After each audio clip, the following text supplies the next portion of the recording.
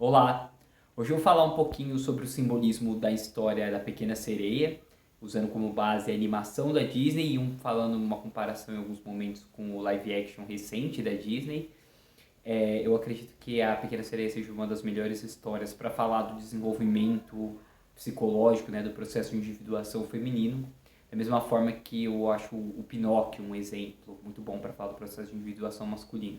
Então vou falar das duas histórias aqui em alguns momentos, comparar, apontando um pouco das coisas que eu falei no meu primeiro vídeo sobre o Pinóquio também, sobre o simbolismo na história do Pinóquio. Então se você não assistiu, eu acho interessante também assistir os dois, para fazer um pouco dessa comparação, que fica mais claro um pouco das diferenças do processo, do simbolismo que está ligado ao masculino e o que está ligado ao feminino.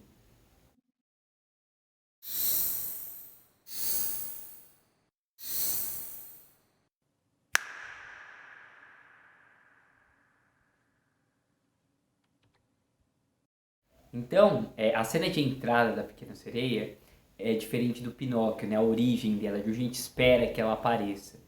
Porque na história da Pequena Sereia, quando ela vai ser apresentada, é como se fosse um concerto ali, onde o Sebastião, que é aquele caranguejo, vai apresentar, e vão aparecendo as filhas do rei saindo de baixo, né? De uma parte de baixo. Elas estão ali num palco e vão vindo de baixo desse palco, vão aparecendo uma por uma.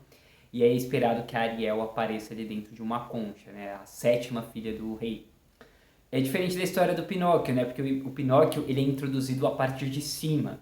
Então a alma dele, né, quando ele vai entrar ali no corpo, ela vem das estrelas, que a Fada Azul desce e dá vida para ele. Então esse espírito que dá vida ao Pinóquio, ele vem de cima. E a Pequena Sereia não, ela é introduzida a partir de baixo. E aí eu já comentei aqui um pouco em outros vídeos no canal dessa diferença entre o simbolismo do masculino e feminino, né? Mais ou menos com aquele símbolo que utiliza a representação dos princípios, né? O yin e yang, em que o masculino está ligado com o celeste, o espiritual, o sutil, né? Os elementos sutis da criação, e o feminino está ligado com a terra, com a água, com a coisa mais o espírito por trás do material, né? O fundamento metafísico por trás do material é feminino. Então tem essas duas ideias, esses princípios complementares, né? O masculino vem de cima e o feminino vem de baixo. Então faz sentido que a história da Pequena Sereia se passe nas águas de baixo, né? Nessa parte subterrânea, mas que é um mundo espiritual também, mas o espírito que vem de baixo. Então ela tá ali, né? Ela vive no mar e que é uma das figuras mais comuns utilizadas para representar o mundo dos mortos, é esse fundo do mar. E ela é um espírito, então, que vive nesse fundo do mar. E qual que é a tarefa da Pequena Sereia? É ela se transformar num ser humano completo, né? Ela é um ser humano incompleto, ela é metade peixe, metade humano. E ela quer ser um ser humano inteiro. Que é mais ou menos a tarefa do Pinóquio. Ele também é um ser humano incompleto que quer se tornar completo. E por isso que essas histórias são tão parecidas. E o ser humano, de fato, nasce incompleto, né? Diferente dos outros animais que nascem e já saem andando, em pouco tempo eles já têm uma certa independência, a gente demora muito tempo para se tornar de fato independente. Então o bebê continua a gestação ali depois que ele sai da barriga da mãe, né? Ele mama, ele fica totalmente dependente dela por muito tempo e vai só se tornar totalmente independente se tudo der certo por volta dos 30 anos hoje em dia. Então, é um tempo de gestação longo, né? E aí o ser humano não só biologicamente ele nasce incompleto, mas psicologicamente também, né? Ele precisa de uma certa formação cultural, espiritual para ele se desenvolver e se tornar autônomo, né? Porque só o crescimento biológico não é suficiente, né? Ele tem necessidades psicológicas que precisam ser supridas. E é nesse sentido que existem os rituais, por exemplo, o batismo, que significa completar esse nascimento, e vários outros rituais, né, no caso da Igreja Católica, mas tem os rituais de iniciação em várias culturas, né, que a gente tem o batismo, depois a primeira comunhão, depois a crisma, o casamento, tudo são marcados por rituais que vão marcando as fases do desenvolvimento, né? Aliás, eu acredito que pela falta desses rituais hoje, pelo menos desse nível significativo como existia antes, explica bastante da imaturidade da nossa cultura, né? Essa dificuldade de fazer a mudança de uma fase para outra, porque não existem esses rituais demarcando tão claramente isso. Aí dificulta no nível psicológico. A gente cresce biologicamente, materialmente, mas psicologicamente continua infantil, dificilmente passa da adolescência, né? Mas, então, esse tipo de ritual tem como objetivo completar a formação do ser humano, né? Completar essa formação que está incompleta no nascimento, para ele atingir o seu desenvolvimento pleno. Então, esse tipo de ritual de transformação, né, do ser humano de alguma coisa incompleta num nível mais completo, que a gente vai ver, né, representado tanto na história do Pinóquio como da Pequena Sereia. Então, ela tá ali no fundo do mar, né? E o fundo do mar ali é o reino do pai dela. O pai dela é o rei do mar, o Tritão. E ele domina tudo ali. Mas ela já tem uns insights, uns lampejos do mundo além do mar, né? Então ela coleciona objetos que caem lá de cima, né? Que caem da superfície. Ela tem vários objetos humanos aqui. E ela anseia por esse mundo humano. Aqui a gente pode entender uma coisa da adolescência mesmo, né? Que as crianças elas começam a despertar uma certa curiosidade pelo mundo que vem, o mundo dos adultos, começam a ouvir rumores, comentar coisas, brincar de faz de conta daquilo, então elas fantasiam sobre esse mundo adulto quando elas têm um desenvolvimento psicológico saudável, né? Eu vejo isso muito. Quando a criança tem uma certa aversão pelo mundo adulto e ela quer continuar criança, normalmente alguma coisa está errada, né? Ou ela tem uma visão muito negativa do mundo adulto, ou ela está próxima de adultos nos quais ela não quer se tornar. Ela tem essa nostalgia pelo passado. Mas normalmente a criança saudável, ela fantasia sobre o mundo dos adultos, né? E a Ariel está nesse movimento. A gente também pode pensar na sexualidade, que é uma coisa que as crianças conversam bastante, elas fantasiam bastante sobre isso. E na Ariel tem esse elemento, porque ela é adolescente, né? Diferente da história do Pinóquio, aí, que já é uma criança. Mas o elemento sexual ele é mais pronunciado nessa história, porque ela se apaixona pelo príncipe, né? Então, esse amor também é uma das coisas que impulsiona ela para essa próxima fase da vida, que ela anseia viver. Então, a Ariel, ela está colecionando esses objetos, e um dia ela sobe até a superfície e vê o príncipe de fato, e aí que ela se apaixona e decide, não, eu preciso ir para o mundo humano, eu preciso fazer esse passo decisivo. E aí ela acaba acontecendo um naufrágio, ela salva esse príncipe, né, se apaixona por ele também ouve a voz dela, ela canta quando ela salva ele, mas ela foge, né, quando os outros seres humanos aparecem para resgatar ela. E aí acontece isso, só que o pai descobre que ela está apaixonada por um ser humano. E aí ele descobre esse lugar secreto que ela guarda essas coisas que ela coleta da superfície. Ele vai lá e destrói tudo, né? E tenta trazer ela de volta para o mundo infantil. E isso também é muito comum de acontecer na adolescência, quando os pais percebem que o adolescente, né, tá querendo ir para o mundo adulto, tem esses anseios, né? Seja porque ele está querendo mais independência, aí descobre que ele está tendo algum comportamento negativo, né, na escola, está quebrando alguma regra, está começando a querer sair, aí experimenta a bebida, né, tem alguma experimentação com a sexualidade também, fica com alguém, está com uma namoradinha, e aí alguns pais, né, reagem dessa forma, eles tentam quebrar tudo para manter o filho ou a filha dentro da dependência deles. E aí é isso que o Tritão faz ali, né? E o complexo paterno, às vezes, ele fica como essa barreira pro desenvolvimento dela. Tenta colocar ela no nível infantil, né? Coloca ela dentro das regras. A gente pode ver isso no nível local, né? Quando a gente precisa enfrentar os nossos próprios pais, mas também como o complexo paterno como uma representação das próprias limitações culturais que às vezes a gente tem, o espírito da nossa cultura, as normas culturais que a gente tem que seguir, que às vezes vão tentar, quando aplicadas de uma maneira adequada, muito rígida, legalista, né, não vão limitar a nossa liberdade demais, então a gente não consegue ser quem a gente é, porque as regras se tornaram muito rígidas, né? Então às vezes a gente tem que se revoltar contra certos aspectos da nossa cultura, temporais, né, que precisam ser modificados para a gente conseguir continuar avançando, né, de alguma forma. E aí, obviamente, o conflito com essas regras, ele é inevitável. Mesmo que os pais sejam permissivos, a gente tem que se confrontar com esses limites que a gente absorve de alguma forma com o espírito da cultura, porque a gente cresce muito por imitação. Em algum momento, quando a gente vai tentar expressar a nossa própria personalidade, a gente vai ter que entrar em choque com essas normas de alguma forma, né? E saber expressar a nossa individualidade dentro delas. Então, esse conflito acontece. Não adianta você querer ser o pai legal para impedir que isso aconteça, porque seu filho vai viver isso independente da sua atitude ou não. Você pode facilitar o processo, mas o conflito interno, ele acontece. Ele tem que acontecer para o desenvolvimento, né? Então, o pai dela faz isso, né? Quebra ali todas as coisas dela, ela fica muito triste. E aí acontece um problema também que é bem recorrente, que aparece a bruxa do mar e oferece uma possibilidade dela virar ser humano se ela der a voz dela pra bruxa, né? Ela faz esse acordo com ela e se aí ela tem 3 dias para conseguir beijar o príncipe. Se ela conseguir, ela se torna um ser humano real e vai dar tudo certo, e ela ganha a voz dela de volta, senão ela vai virar um bichinho esquisito lá, que a bruxa meio que rouba a alma dela. Então, essa ideia primeiro de que muitas vezes o adolescente, quando a gente se choca com essas normas muito rígidas, que é um problema, a gente acaba caindo no extremo oposto. Então o adolescente se revolta contra os pais e aí ele se revolta contra a cultura como um todo. Não é uma revolta equilibrada, né? Não é aquela oposição de deixa eu ver o que faz sentido e o que não faz. Não, ele se revolta contra tudo, joga fora todas as regras e aí ele cai em padrões de comportamento autodestrutivos, perigosos, né? Cai no vício, por exemplo, nos vícios, né?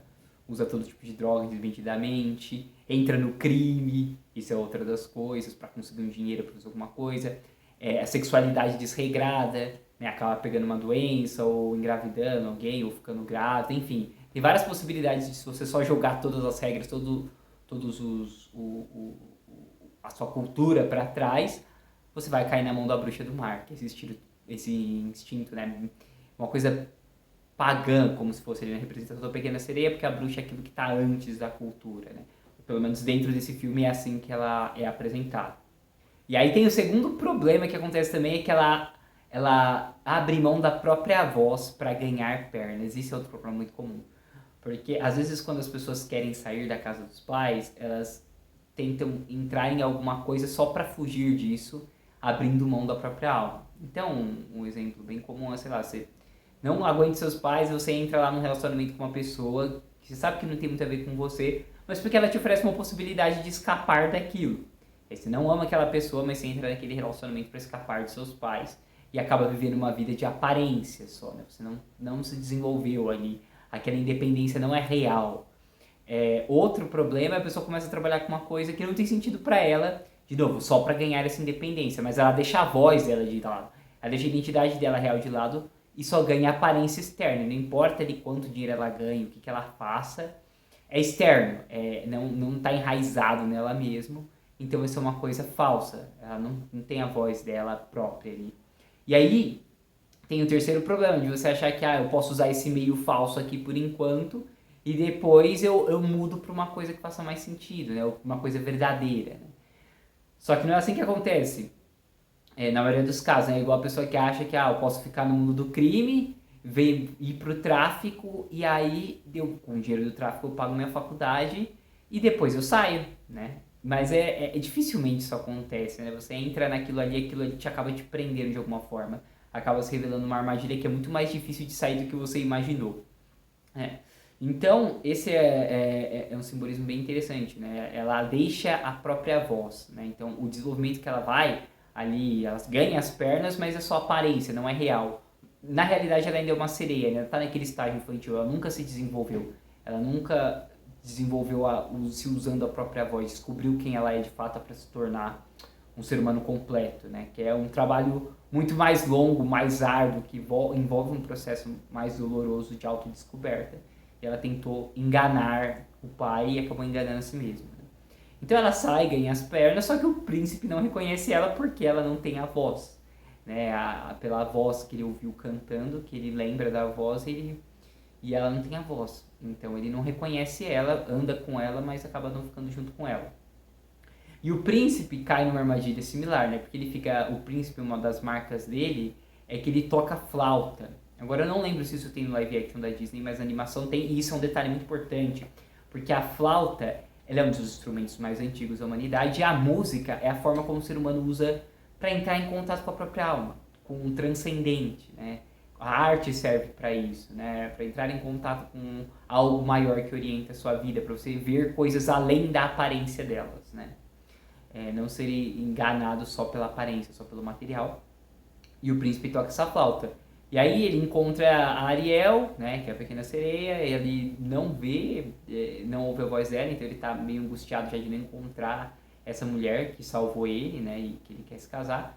E aí ele tá tocando a flauta, fica irritado ali numa cena que tá tudo meio nebuloso, né, tem uma neblina, e aí ele joga essa flauta fora. Então essa cena toda já mostra que o príncipe, pela impaciência dele, ele se desconectou da própria alma. E na hora que ele joga a flauta no mar, aí aparece a bruxa, disfarçada, né, usando a voz da Ariel, disfarçada de uma mulher jovem, e aí ela consegue enganar o príncipe para se casar com ela. Então foi porque ele abriu mão do contato com a alma dele também, ele foi iludido, ele foi enganado, né? E aí acaba aceitando se casar com a bruxa. Agora, pensando no desenvolvimento psicológico feminino, a gente pensa como o ânimos sendo essa figura, né, masculina que representa o inconsciente da mulher, essa outra metade dela que ela tem que se juntar, né, a alma dela que ela tem que se juntar de alguma forma. E o inconsciente ele não vai se juntar com a consciência se ela tiver faltando alguma coisa ainda, né? Então, inevitavelmente, por exemplo, se está faltando algo em você, o seu inconsciente vai começar a apontar para aquilo que está faltando. E é muito comum ter sonhos de traição com isso, né? A pessoa sonha que o parceiro ou a parceira dela está traindo ela com alguém que normalmente tem características que ela mesma tinha que desenvolver em si e não desenvolveu, né?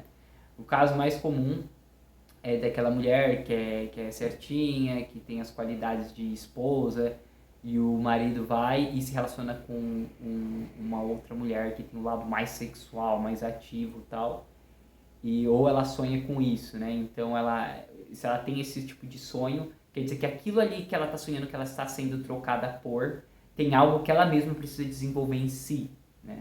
Então o ânimos instintivamente foi para a voz, foi para aquilo que estava faltando na Ariel, para mostrar para ela, olha, isso aqui que você perdeu, essa parte da sua alma na qual eu estou ligado. Então a Ariel tem que se concentrar em recuperar essa voz para ela conseguir se unir com o príncipe. E aí isso que acontece, ela fica irritada, luta com a bruxa e quebra o negócio e recupera a voz, só que a partir do momento que ela recupera a voz, ela volta para o seu estado autêntico, verdadeiro, ela revela a sua aparência verdadeira. Então ela volta a ser um peixe, ela volta a ser uma sereia e mostrar, cara, eu na verdade não sou o que eu parecia ser. E esse é outro aspecto doloroso do processo, porque muitas vezes você gerou aquela vida de aparência, mas por dentro você ainda não sabe quem você é, não sabe, você ainda está no estado infantil, né? Porque você nunca se desenvolveu de verdade, era só externo. Então quando você quebrar essa sua vida de aparência, você vai revelar que na verdade você ainda era uma criança. Por exemplo, só um exemplo concreto, mas imagina que você entrou num trabalho que tem nada a ver com você, só por causa do salário.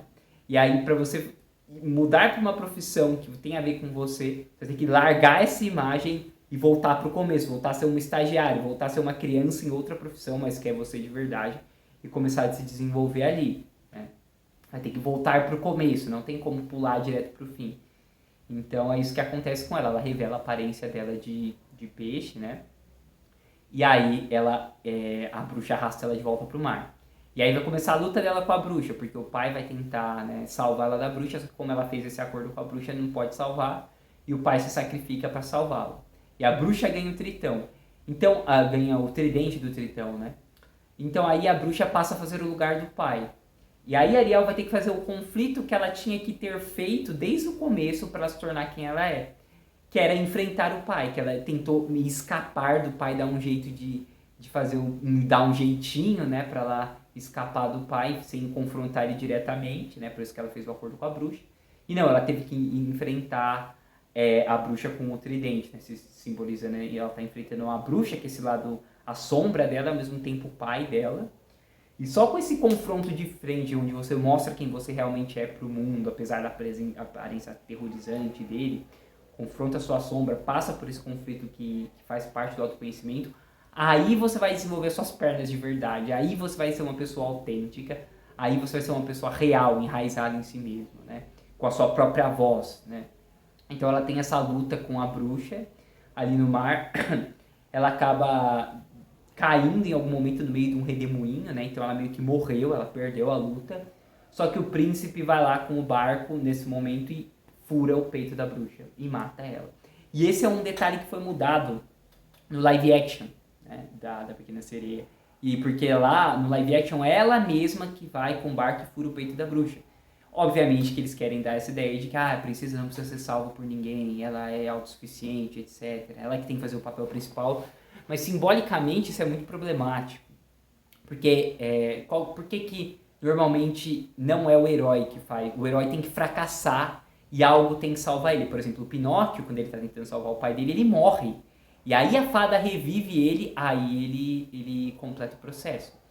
Então quer dizer que não é o ego que conclui a tarefa, mas é algo maior que o ego, né? O inconsciente que faz o papel principal. O ego não é o centro da personalidade, não é ele o papel principal. Na verdade, sempre há algo maior que vai lá e completa o negócio. Então a gente faz até o limite que a gente pode, mas espera a resposta da realidade, ou a resposta interior, né?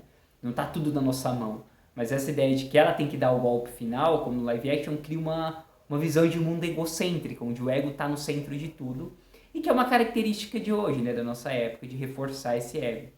Né, colocar, não, ela não pode ser independente, ela não pode ser, a Branca de Neve não pode ser revivida pelo beijo do príncipe, ela tem que se reviver sozinha. É tipo se Dante falasse, não preciso da ajuda da Beatriz para chegar no paraíso, eu vou sozinho, entendeu? Eu vou atravessar o inferno, não preciso da ajuda de ninguém. Eu sou o protagonista. Não, o ego, a relação própria do ego com o inconsciente é uma relação de tentar se conhecer, né? Ele tem que estar abaixo do self, que é o centro verdadeiro da personalidade, não é o ego que é. Mas enfim, a gente tem essa atitude de que o ego está no centro de tudo. E eu vejo que isso dificulta às vezes as pessoas ouvirem o inconsciente, porque elas têm esse desejo de estar no controle e elas se sentem muito mal quando elas não estão, né? Então elas travam. E é um trabalho muito grande para ajudar a pessoa a entender que, olha, você não é só impor a sua vontade no mundo, você tem que se ouvir. Você tem que aprender a ouvir a sua própria alma e se direcionar a partir disso, né? Que vem de uma região mais profunda. Que se manifesta pelo seu inconsciente, pelo seu corpo, pelo seu emocional. Você tem que estar sempre atento a essa voz e se direcionando de acordo com ela, né? Não querer tomar o papel central para você. Mas a animação, ela faz o certo, né? Ela cai ali, o príncipe que mata a bruxa. E aí, quando ela realmente vence esse conflito de frente, aí ela ganha as pernas e vira um ser humano de verdade. Então ela conclui a tarefa mais ou menos passando por uma morte simbólica e revivendo, igual o Pinóquio, e aí ela se torna um ser humano de verdade e se junta com o príncipe Eric, que é esse ânimo. Então tem um alinhamento entre a consciência e o inconsciente, ela se torna um ser autônomo, né? Um ser independente. Então, por que é importante? Porque é como se agora a autoridade dela não estivesse mais no pai, mas dentro dela mesma, né? E não sendo o ego, mas algo dentro dela que agora vai passar a orientar a vida dela, né? Que o Eric ali é meio que o piloto do barco, então ele vai orientá-la por ali, né? Então é mais ou menos isso o simbolismo, né, da história. Eu acho que é uma história, como eu falei, muito boa para pensar no desenvolvimento psicológico. Eu acho que se a gente olhar na animação e fazer essa comparação, a gente consegue entender, né, comparando live action com animação, muitos problemas da nossa época que aparecem muito na terapia, né, que é essa tentativa da consciência dominar tudo, e que a gente tem que tirar um pouquinho o ego do lugar dele, para ele aprender a ouvir os sentimentos, ouvir as coisas que vêm do inconsciente, do lugar mais profundo, porque ele não é o dono da própria casa, né? Ele tem que estar abaixo do self, aprender a ouvir e aí dar um jeito de seguir essas instruções na vida, seguir essas direções, levar em conta o ponto de vista do inconsciente também, né? Que é ouvir a voz da alma, falando uma linguagem bem popular. Mas é isso. Então, também recomendo de novo que assistam o vídeo do Pinóquio para fazer a comparação entre os dois, né? Entre o masculino e o feminino. E eu também recomendo, né, assistir os dois filmes e para notar essas diferenças de simbolismo que tem entre eles, que é uma coisa que é bem frequente hoje em dia. Então é isso, gente. Quem gostou, então compartilha, curte, comenta aqui, né? E se inscreve no canal, que em breve eu vou postar mais vídeos fazendo análises simbólicas. Um abraço.